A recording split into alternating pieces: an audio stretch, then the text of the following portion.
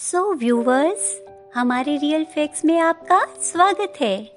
हमारा आज का विषय है स्टे होम स्टे सेफ। हम भारतीय हैं और हमारा संविधान इस बात की इजाज़त देता है कि हमें अधिकार है कि हम बोल के अपनी बात किसी के समक्ष रख सकते हैं।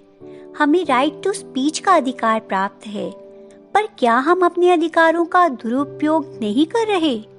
हमें अधिकार है कि हम अपनी सहमति से जिसे चाहे वोट दें। फ्रीडम ऑफ वोट हमें हासिल है। हम अपनी इच्छा से जिसे चाहे अपना प्रतिनिधि चुने जो हमारे आंकलन पर सही उतरता हो। पर क्या हम अपने प्रतिनिधि पर विश्वास करते हैं?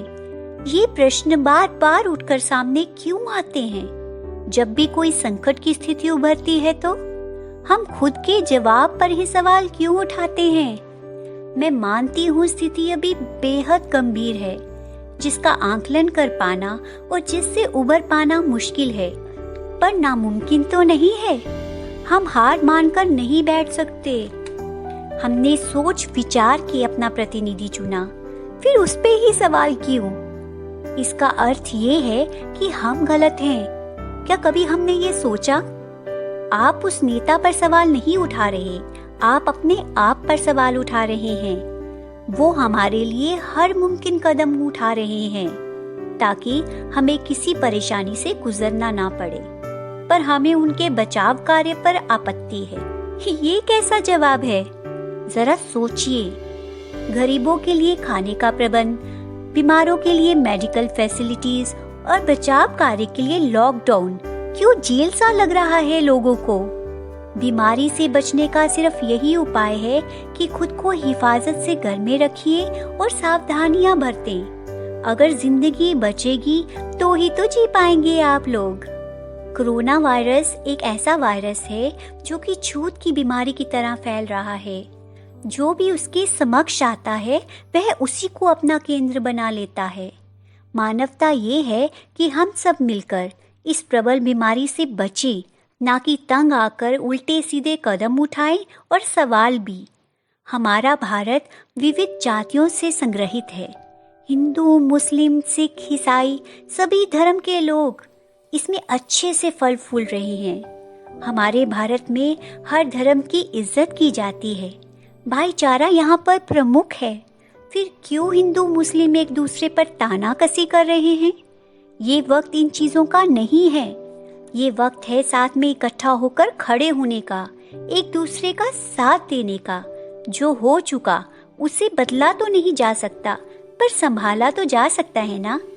जाति और धर्मों से उठिए, अपने अंदर के इंसानियत को जगाइए। भगवान ने या खुदा ने मजहब नहीं बनाए, उन्होंने सिर्फ इंसान बनाए।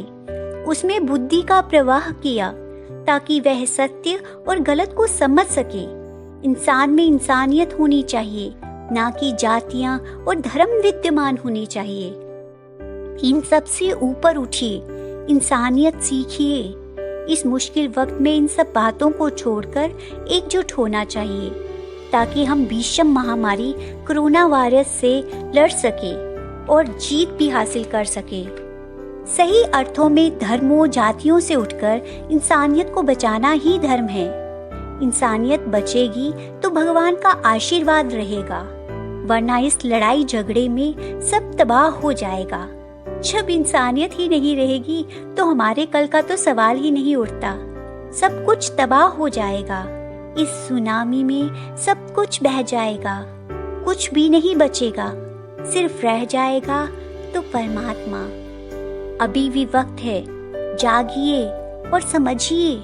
परमात्मा से अपनी आत्मा को जोड़िए, उनसे अपनी गुनाहों की माफिया मांगे ताकि हमारे बच्चे आने वाला सुंदर कल देख सके।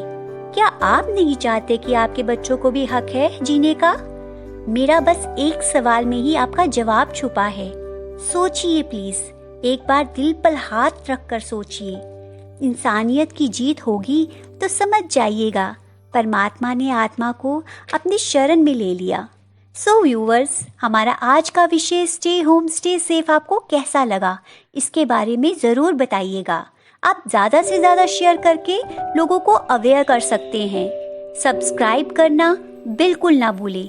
इसी के साथ आपकी होस्ट शैलजा आपसे अलविदा लेती है। फिर मिलेंगे एक नए विषय के साथ।